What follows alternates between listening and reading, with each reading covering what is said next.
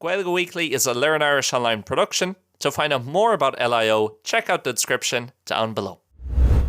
Hello, Díomh, Mátawa, Tsanolama, Chichwilmuts, an Sachtan, Seo, Fáiltear as chuig Gaeilge Weekly, fáilte chuig agran, céad is a fiche cuaig, an leagan is líofa den seo, agus nach raibh lán sásta le feiceáil cúpla nóid ó hin nuair a rinne mé seic na Córtacha agus na Córtacha language learning de fud creailtaí in éireann go bhfuil muide ansa i Gaeilge Weekly támuid ag ibre haon sna Córtacha sa Apple Podcasts language learning podcast charts in Ireland támuid ag ibre haon hús an sin os cionn coffee break Spanish agus coffee break French agus learn Russian with this person agus learn Polish with this person no learn English agus ba tá muide ansa ag Gaeilge Weekly ibre haon agus tá sé sin mar gheall sibse a bheith géisteach gach seachtainna go háirithe géisteach an seachtain caite agus muide a churmach an chéad agran de 2026 so míle buchas a sin agus mar dúirt mé an só an seachtain caite tásúil agam go leanfaí sé bhráid ag buint tarbhra agus taitneamh as an bud chréile i 2026. Mearú beag eile freisin agus seo an ódhéarnach ó bhfuil mé chun é seo a rá im líana, mearú beag ghfuil an podchréile ag teachtamach an Déardaoin im líana, an Déardaoin Spotify, Apple, gach eile agus an sin an Gaeilge a Patreon. So I gcomhpháirtíocht le an nuirí ba sé ag teachtamach lá amháin níos déine. Ok, ag an am céine den lá cethirclog am na hÉireann sa Tráthnóna. Cíchhfuilmuid. Gachrúd goma an seo is sa bhil tá ag taifeadú an luan an dair lá déag de bhíanaar tá an nullag críochnía an seo tá an gúil sé críochnía gachát teach mar luí mé an teachtain scása an bud chréile. An seo tá an Seol lá de bhíanaar King's Day, Little Christmas, nullag na Women's Christmas mar chlín mud in éireann. Tá sé sin mar an lá is tábhachtaí agus an lá smó agus an lá a bhín na Three Kings los Tres Reyes ag teacht agus ag fágal bruntanis agus mar sinte ach chríochnú na nullag go han tapaí agus go tobann bíonn beag na gachtainine ag obair an sachtú lá míanaar agus tá an festive season críochnía ag meáníthe an saoú lá ag dul isteach go dtí an seachtú lá míanaar chríochnú an gachrad agus sin é le haid bliain eile. Bhí mé muid siúlóid maidsan agus tháinig mé go raibh siad ag tógáil síos an rinca air agus sailse na nullag agus chuile rud eile. So tá sé críochnía agus tá muid rás back to life, back to reality mar a dtíorh agus tá mise lán sásta le sin agus ar nóí bíonn sé beaganí níos éasca míanaar agus the January blues agus post-Christmas blues bíonn sé beaganí níos éascan so mar go mín an ríomhphost ag taitneamh buchas le dtí ach níl mé géirí iad a chur ar réine ag éisteacht an seachtain seo so ní me an lantrá ag láirt faoin aimseart nó aon rud mar sin. Ach mar luath mé an seachtain caite an bud chréile freisin. Ag an am seo an bhliain a chéad cúpla seachtain an bhliain míanaar go ginearálta. Is am jazz é chun a bheith smuoine faoin mlín go ginearálta agus planan na difriúla don bhliain tá mé géirí an rud seo dhéanú an rud seo a dhéanú tá mé géirí beidir níos lú den rud nó den nós seo a dhéanú. Agus freisin domsa seans má chun a bheith ag smuoine faoi taistil agus cén áitina a bhfuil mé géirí feiceáil im lína. Now, Rih leabhart faoi seo mar ba méid láirt beganín faoi ócé tá plan agam chun dul go dtí an áit seo agus an rud seo dhéanú. Bálam rud ag an rá, tá is an ghfuil an táid deargarm chun na seansna seo a bheith agam. Tá an táid deargarm a bheith mo chonaí a sa bhil agus tá an táid deargarm chun gach mí chun aithne iontach a chur ar an Spáin agus an dul go Córdoba deir seacht an bháin nó beidir ihe chathú i Granada nó Cádiz í heile. Arís ní mé géirí rá nach bhfuil ma héal go hiontach agus ní mé géirí a rá tá gach duine inán na rudí seo dhéanú. Tá agam agus tá mé fíormhuíoch go bhfuil na deisina seo agam agus go bhfuil post agam a ligandum an taistil dhéanú péor a bhfuil mé géirí mar gheall go bhfuil lán salúpocht a gceist le mo fust. Tá agam so ní mé géirí rá tá gach duine inán na rudí seo dhéanú agus bí na seansna seo agus bín gach duine ag taistil, just tá mis ag láirt fao a héal hain agus rudí difriúla a bhfuil mé géir déanú. Mariaal go bhfuil na deisna agam agus go bhfuil na seansan agam taistil agus dul go cúplát difriúla. Agus a rud céanna gach seachtain ar an bud chreilean ar bhí mé ag láirt faoi rudí an seo Spáin nó mar hampla cúpla nóméid do chuine gra bhfuil tá mí anar níos éasca mar fós bíon an grínig tanmh. Níl mé géir rá go dtíine ó. Like fé churmsa tá rudí go bhád níos fear dumsa ná mar atá sé ag daoine eile. Just tá méid láirt fao a héal hain agus ní méid déanú compráid léine agus mariaal go bhfuil na seansna seo agam agus na deisna seo agam tá mé géirí tarbha a bhaint asú agus tá mé géirí iad úsáid in áit a bheith féchan siar i gceann fithe bliain ag rá cén fá nach níon fá níos mó taistil i a héal líam agus cén fá nach cheachí tú go dtí an áit sin nó an áit sin ar bhí an seans agad. Suiríis i gcónaí ar Gaeilge go bhhaiclí nuair tá méid láirt tú rudaí cosúla seo cosúla bheith i mo chonaí sa Spáin agus an grínig taitnamh agus bheith an taistil go dtí an áit seo. Orintha, seans má go bhfuil cuma ar go bhfuil saoil fearfagam, níl tá lán fáimhena i mo héal freisin agus lán rudaí bhíon méid stracail sló cosúla aontaine ach freisin níl mé gurí éad a chur ar ghoine nó níl mé gurí rá ó fé churmsa agus tá gach duine an is seo tá mé anmhaoach go bhfuil na deisna seagam agus tá tá orm go fréidilam rudaí mar seo a dhéanamh. So just disclaimer beag agus beidir bechearta mé sin rá níos cotíanta nó níos minicha ar an bulchréile. Ach, tá méid smaoinú faoi gábhils fé sé agus a bheith ag taistil. Ar nó i gach bliain bí méid dóidir sa bhéal agus Gaeilge freisin an láit go rasmé éon éireann ba méid dulrás bit trí nó ceithre ó i réit na bliana ach seachas é sin is matlam thuras idirnáisiúnta a dhéanú. Tíomh muid in Spáin agus tíomh muid de Oileán na hÉireann.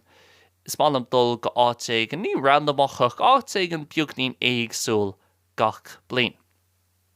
I 2025 chuaigh mé go dtí an Nadal ar feadh caicís i mí mórta má tá bhí gurí níos mór rudí chlustal faoi sin is féidir le dul siar go dtí na hagrán Gaeilge go bhhaiclí a churmansmach ag Jeremy mórta go leisce agus tús mí Aibran i 2025. An bhliain ribh sin i 2024 chuaigh mé go dtí an Craig go Athens agus Rhodes agus an sin lá nó chó sa Turc chomh in áit dar bhean an fetia ceapam sin an tanam atá air. Agus tannear taistil déanta agam tíomhaiste den orp. An fólainn agus Public na Secha nó Czechia an tanam ceart atá air an is ag Public na Secha fós an tanam a bhí mise i gléoch air agus an chóit an thur Bosnia an rank an Idal an Fort St. Gael agus rís bar dúirt méid tá mé fíor bhuic go rá na seansna agus na deisna sin agam go dtí seo i a héal chun dul go dtí náitna sin. Ach le cúpla mí nús bhí séann sin agam ócé. Caith mé an Eorp a ágáil i 2026 agus dá láit ag an tíomh muid an Eorp. Cé go bhfuil lán taistil déanta agam mar dúirt mé go neartáitne agus áitne agsúla an seo san Aontas Eorpach agus in Eorp or san Eorp go generálta, ní léon taistil déanta agam tíomh muid an Eorp. Go thufaigúil nuair bhí mé i fetia sa Turc bhí mé tíomh muid an Eorpach ó thaobh chultúirte tá sé bhád níos cosúil leis an Eorp ná mar tá sé cosúil leis an áise. So really ní ra mé riomh, ní féidir leat ará go bhfuil fetia sa Turc cosúil le áiteigh an fear Oriental nó Eastern nó aon rud mar sin agus sin is tóch an rud generálta atá gin inar insíní nuair bhíon muid ag smaoinú faoin áise agus Éise agus rudaí mar sin.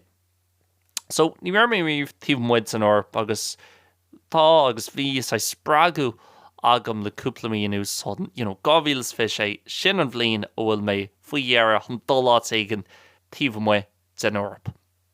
Ach an sin ar nói tá an cheist well cináit. Bhí méid smaoineh ar fad táman nach méid sé anna cool chun dul áit ag an beagnaín randomach sa Tíne.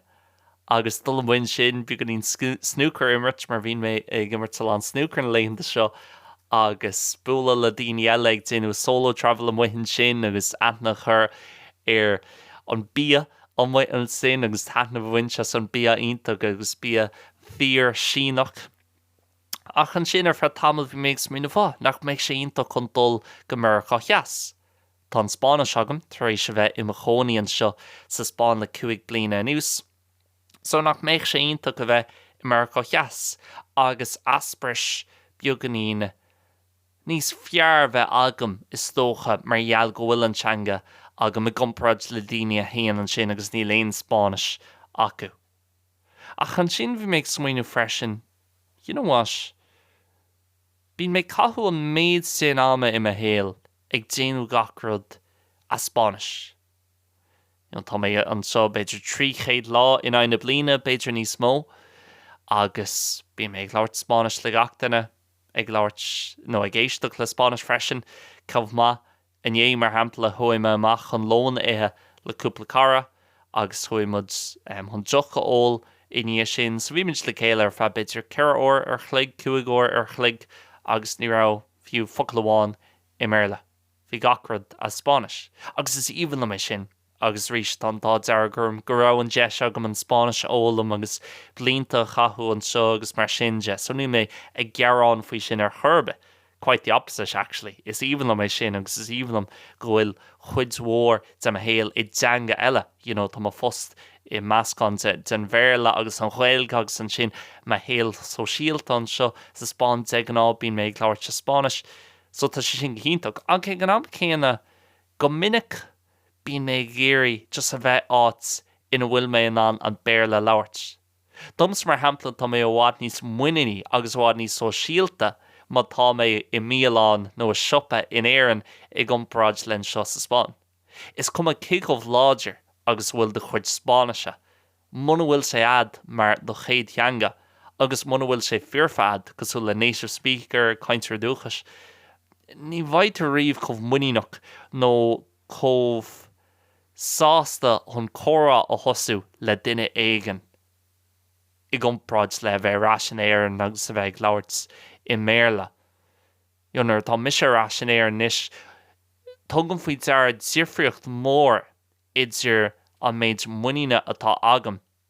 Chun córa thosú chun a bheith labhart le bartender nó a bheith labhart le duine éigean ag obair sa siopa beidir nó san olmhar go tugam faoi dearad difriocht olmhar an sin idir conas am híam an seo agus conas am híam ar ráis an éireann.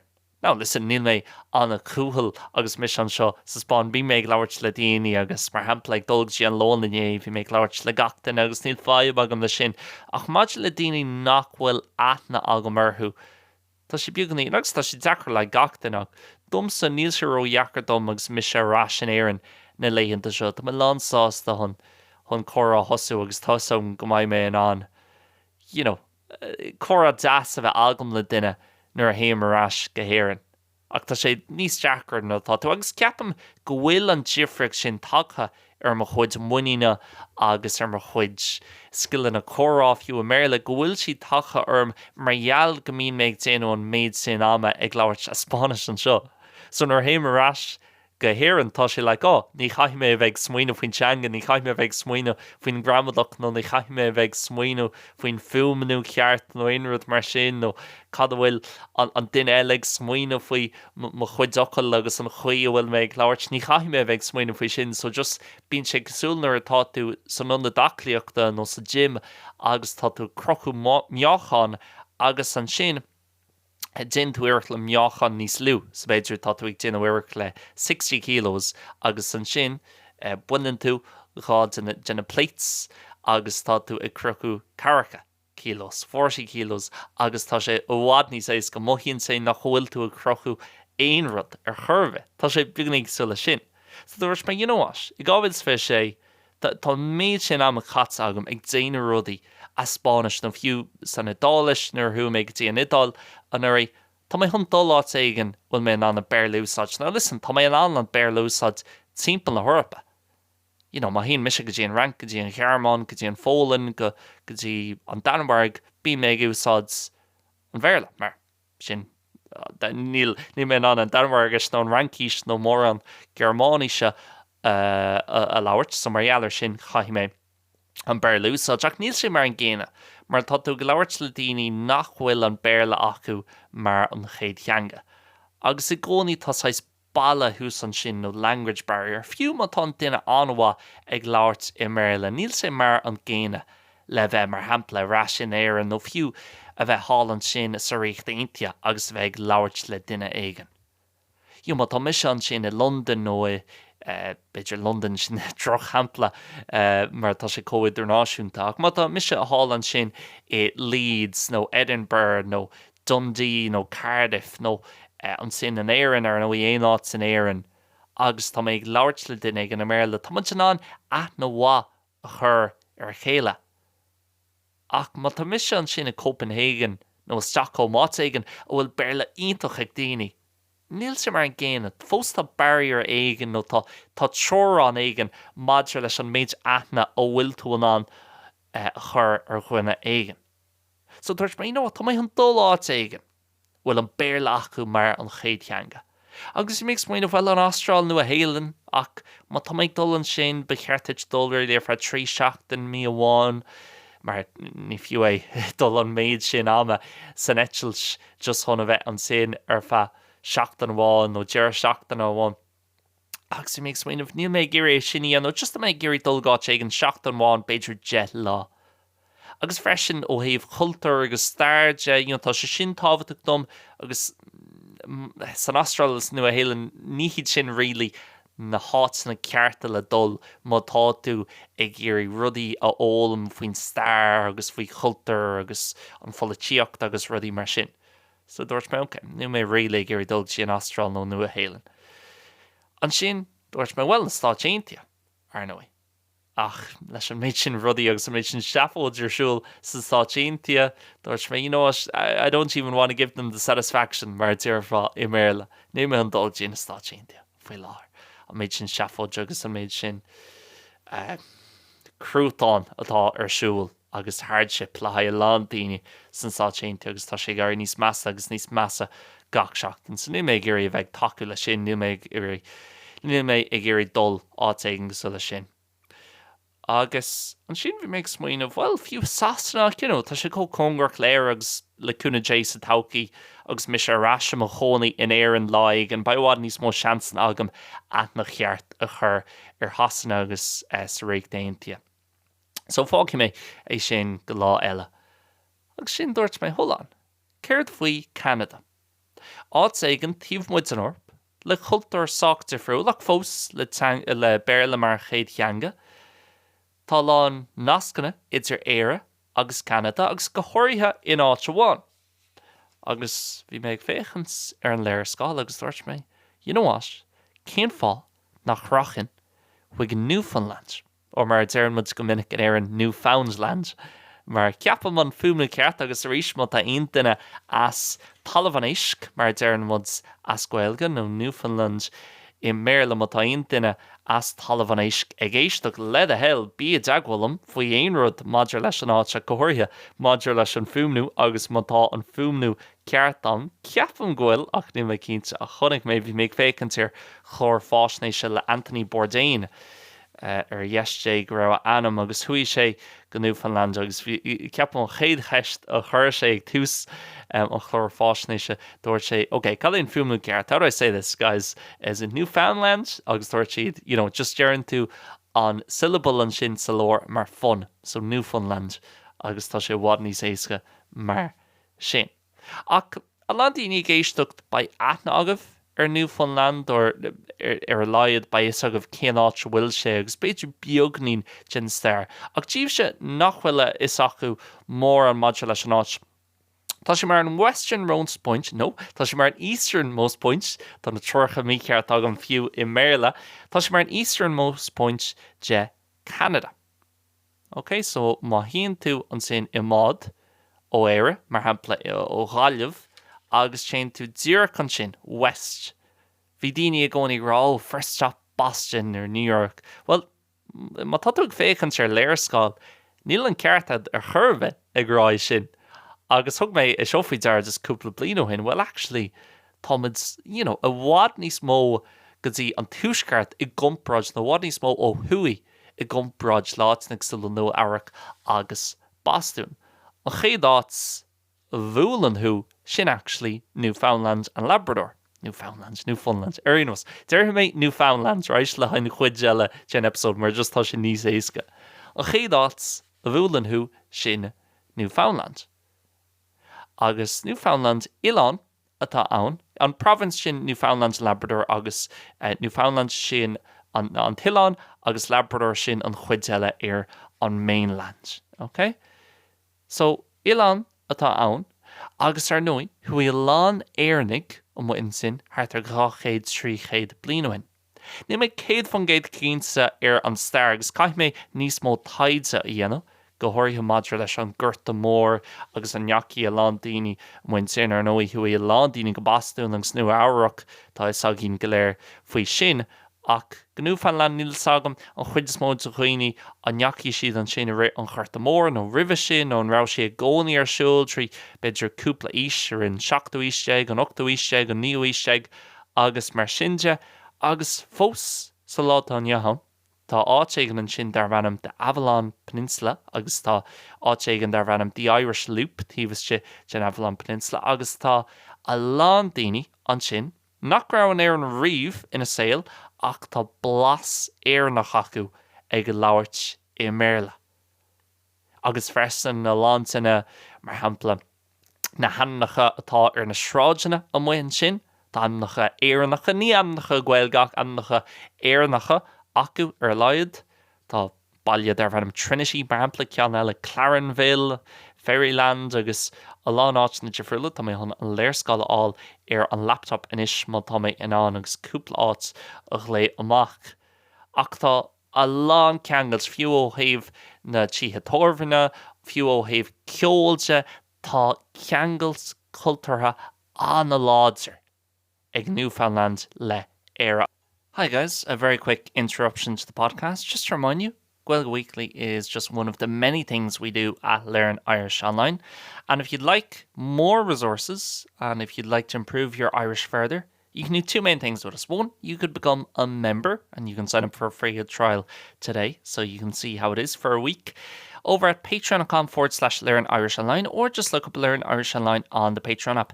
There's loads of videos and podcasts we make that are exclusive to members over there, and it's about the Irish language itself and breaking down different grammar stuff or going through different written articles, how we can practice speaking, how we can practice our comprehension, and so on, rather than Gaeilge Weekly, where I'm just chatting in Irish about a different topic for half an hour every week.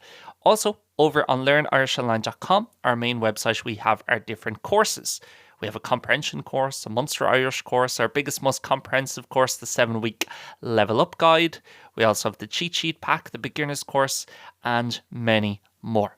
There's loads more details in the description down below of this podcast, so I'll let you check it out yourself. But don't forget, Gaeilge Weekly is far from the only thing we make here at Learn Irish Online. Thank you for listening, and hope you enjoy the rest of the show. Féchan ar an léirscáil agus i mé ceapaisiir ba mé ná an áit somláán eáil tíbhas siad 5 lá nó 6 lá agus an sin tugann tú deara tugann sé le 8 uair ar chléig chun dul ó thaobháin sin Ilan go taobh eile ach just bhín muid ag smaoine bhfuil gach Ilan cosú le inis mór agus gúil sé an bheog ach actually tá sé thart ar an méid cíine le Ilan na hÉireann. So, well, rud má é sin mar ba le cúnaidé an seansa go lá náitina dhiafriúla eáil agus tugann sé spragu agus tugann sé cústom chun fannacht beagnaí níos mó ama agus níos mód in Ilan eáil. Ach dumsa tá mé có ar bís chun níos mó taidse a dhéanamh agus fiú I kind of catch myself out ar réan lei na leihin de seo ag déanú taidse ar Newfoundland ag smé is féidir lem dul ar na dátí seo nó is féidir lem fannacht san áit seo agus fiú tá beagnaín teagháil déanta agam hána féin le cúpla duine an muid an sin mar ní mé just a géirí dul an sin agus just táda a bheith le déanú agam má tá mé ag dul an sin imime éonar. Imime haithí ag déanú solo travel tá sé tábhachtha chunáis aim a bheith agat nó chun struchtúr beag a bheith agat.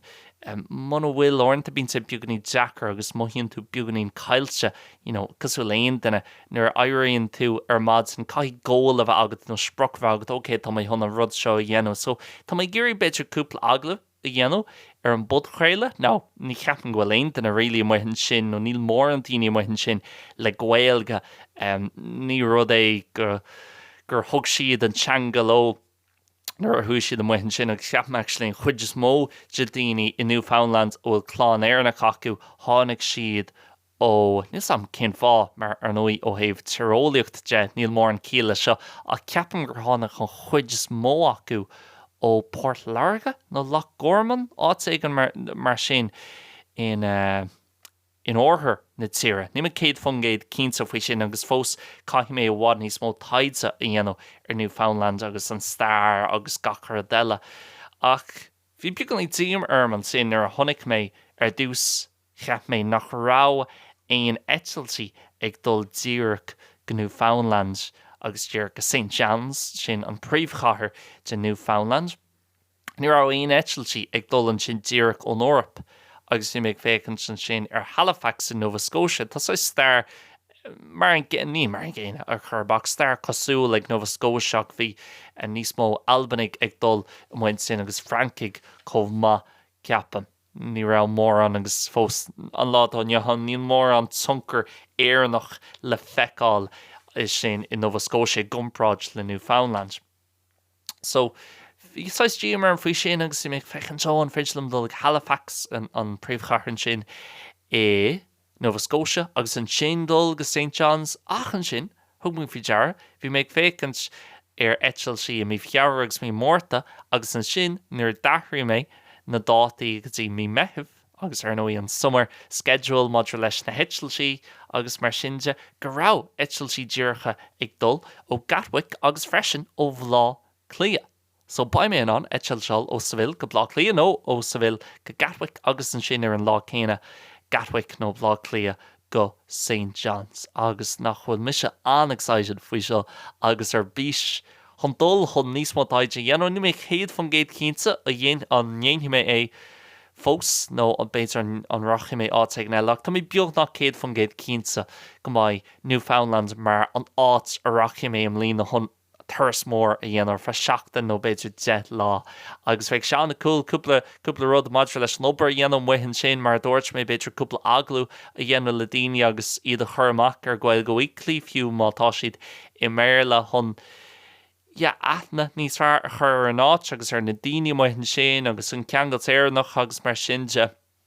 So ag tanú go mór le sin le ar dús mar dúirt mé níos mó taidsa dhéanamh agus an sin le chúna dé dul I lór mí meitheamh ar fra seachtain agus ar nóí bain churann Déanta ar siúl an muoitn sin i Gceanada níl éon cluichí i Newfoundland ceapam ach ba cluichí ar siúl i Gceanada agus na Stáit Aontaithe. So ar a laiad ba mé time zone céine nó time zone níos fearr an bheith fécinn ar na cluichí agus le cúna dé ba éire gimmert agus muise an muid an sin chomh ach bhí mé churmach ag fécinn ar na eitiltí agus na dátaí dúirt mé ócé ba éire má táid sa churann Déanta ná in cheapan mé haon ar éonas go bhfuil muid chun an bua áil in áid Czechia agus an Danmhairg ach más rud é go bhfuil muid ag dul go dtí an churann Déanta ba éire gimmert ar an 10 lá déag mí meitheamh an 8 lá déag agus an 4 lá is fiche agus an eitiltí nar na heitiltí ó bhfuil méid féchan sarthú faoi láthair níl siad ar na dátaí sin. So caiite bheith chormach, dumpa sa rugadh a haon sa bhblionn 2000 so bhí mé bio i 2002 ach ní raibh an seansach mar nó níl cuimhne agam as a bheith ag féchans ar éire ag immert sa Japán agus Corea i 2000 is a fédó ar 2002 go leiscail. So bheith sé seo mar an chéad óir i héal a bheith an seans agam an fécans ar éire ag immert i gur an Déanta. So bhrálam más rud é gailíonn muds ar an tournament agus má haon mud go dtí an tournament bheith sé an na cólar fad ach margheallar sin caiim mé bheith chormach leis na dátaí leis na heitiltí nach bhfuil mé ag cailú amach ar an seans sin chun éire eáil in Mexico, South Korea agus an Afric cheas sin iad na phríorna nó na tíortha eile a bhaith inar an rúpa más rud é go líon mud if we qualify sa deire le haid an churann Déanta i 2000 is a fithe sé. So tá sé sin fós mar an thosaitheoicht cé nach bhfuil mé imime fan anmhórt in soccer na léonnta seo. Fós ní bhain sé sin leis an sport, buinn sé sin le bheith éarnach, buinn sé sin le bheith 5 bliana is fiche díos agus gan an seans sin a bheith agam go dtí seo éire eáil i gcuireann domhanda agus seans nach maiid an seans agam rís i a héal, níl sad ar riomh cinsáis rudaí a tharlóid. So yeah, sin an plán agus má daon duine ag éisteacht ará i Talamh an Éisc i Newfoundland nó Newfoundland ar roimhe seo nó má tá aon eolas ag aon duine ar an áit le a hell bí deaghálam agus chu ríomhphost agam ag liam.learnirishonline@gmail.com agus bhrálam beagnaí níos mó áil amach agus beagnaí níos mó eolas a bheith agam ar an áit agus ar rudaí le déanú nó beidir áitna le fannacht mar tá St. John's agus an sin an áit is éarnig sin beidir Fairyland agus tá an áitna timpeall níomháin an Avalon Peninsula ag timpeall an Tilan ar fad Newfoundland. So beidir go mé beagnaín selfish in sé úsáid an fudcréile chun bíon touch ach ba mé úsáid an thuris freisin chun beagnaí obair a dhéanamh agus le cúna dé aglaí ó thuirt díobse agus cínte gníanaan mud cúpla agran simú de Gaeilge Weekly muo an sin i Canada nó sin an plán ar éanos. So tású langam go bhfuil seans adsa chun taistil cúil a dhéanamh agus i gabhfuil fé sé agus seans má nach maiid sé sin go Canada nó go America cheastan go dtí an tín agus rís mar dúirt méid am an a bhfuir nach bhfuil na deisina nó an tám nó an targad ag daoine chun na tuair sinna dhéanamh fiú dulháit ag an tíomhaiste de éireann tá méid sin áitina fíor cool agin inar dír hain bhí méid fécant ar srá a tháinig amach cúpla bliana ó hinach bhí méid fécant ar díreach roimh an nullag dar ran Tommy Tiernan's Epic West. Bhí sé ar orsaí agus chéint sé timpeall áitina ar an taobh sin de éireann áitina náliamh sligach i gCorcaigh i Gcroí agus chun chlór de burann agus áitina tar friúil agus go dtí na hilánacha chomh maith agus tá sé chreid an méid sin áitina in éireann atá unbelievable na ráichanna tád nó chultar tán nó crachatán agus ní rá mis ann ribh agus tá méid suin nach mór an trúé nach bhfuil níos mó aithna agamsa ar na hátainna seo agus iad sa tír chéine gras mé hain agus an tír chéine inar dás mé an níos. So fiú tíomhaiste an éireann fiú tíomhaiste de de chun na hain tá méid sin áitina cool le dul agus aistear a bheith ad. Is cum an tatú 2 bliana deag díos nó 2 bliana is 8 díos, an aistear sin a bheith agat gach blion chun dóláit éigean agus dearm dhéanamh an obair agus gachar de eile agus ros an creach a bheith ad agus licúna dé gach den géiste leis an seo seo bain seans a gur bhfuil ag mar sin a dhéanamh. Is cum an cináte bhfuil sé an rud is tábhairtaí ná an creach bhaid ad agus an adventure a bhaid ad licúna dé ire an thuirs. Sin é le haid an teachtain seo, guys, gur míle mágaí as a bheith géisteach agus gur míle mágaí as a bheith taú leis an bod chréile. Má tá ag fólam na Gaeilge agus tá ag léir níos mó achfuinní chun fios a chur ar de chuid Gaeilge. Te go learnirishonline.com tá ar gcomsaí le fáil an sin na cuasaí is fearr le aon den ag fólam na Gaeilges cum cén level atá ad. Agus freisin tá tú an síú sús mar bháil ar learnirishonline ag patreon.com/learnirishonline agus an neart fiánaí agus podcréaltaí agus agraní sa freisin de Gaeilge Weekly hall an sin. Gaeilge Weekly sin beidir an rud is mó a dhéanamid ag LIO ach níach rud amháin é bíon muid ag déanamh lán rudaí seoinnig sa le éistearíis, léiríis ag astrú líomhphost smuointí saithairn button nó chó ar gcomhsaí hall ar learnirishonline.com rudaí ar Instagram, YouTube. So má dhéann tú seic ar an description híos tá lán sonraí an sin maidir le rudaí difriúla a bhíon muid ag crothú agus slíonna difriúla a féidir libh taú linn agus níos mó achfuinní áil lena an seo ar Learn Irish Online. Sin é, guys, míle buchas as bheith géisteach le romí libh an teachtain seo thugan. Slán agus beannacht.